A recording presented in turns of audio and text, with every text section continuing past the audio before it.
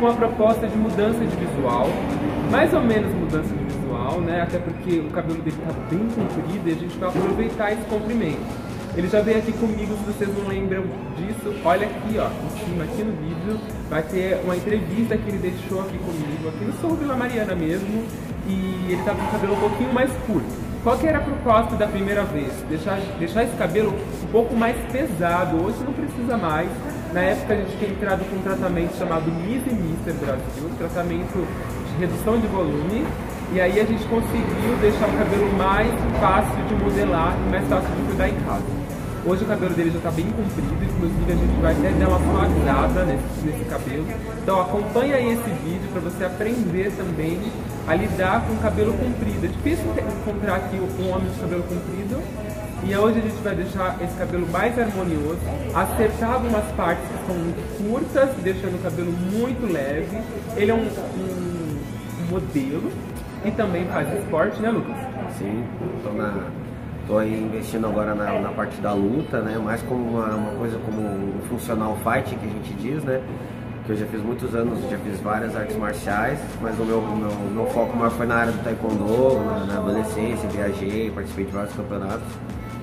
Tenho uma graduação alta até, quase faixa preta.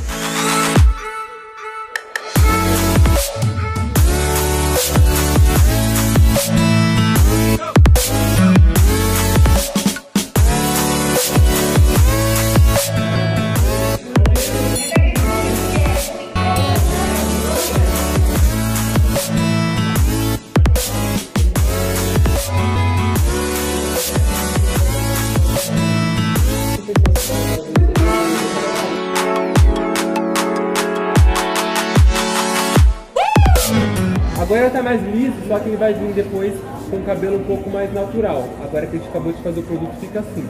Mas o conceito não é esse, é deixar ele mais natural. Vocês vão ver o depois.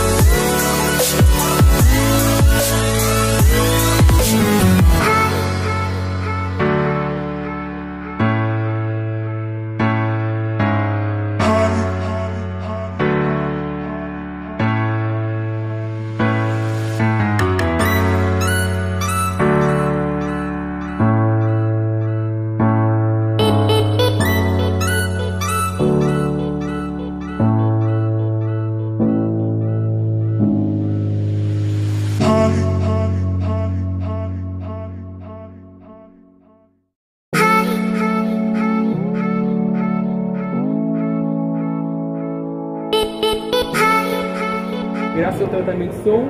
E aqui, ó, na parte da lateral a gente mudou por completo, tirou aquele reto, trouxe um pouco mais de cabelo para trás, ó, com caimento para trás, com aquela técnica que vocês viram agora. E a frente a gente deu uma desfiada também, sem mudar muito, para não ficar muito diferente do que ele trabalha com o cabelo.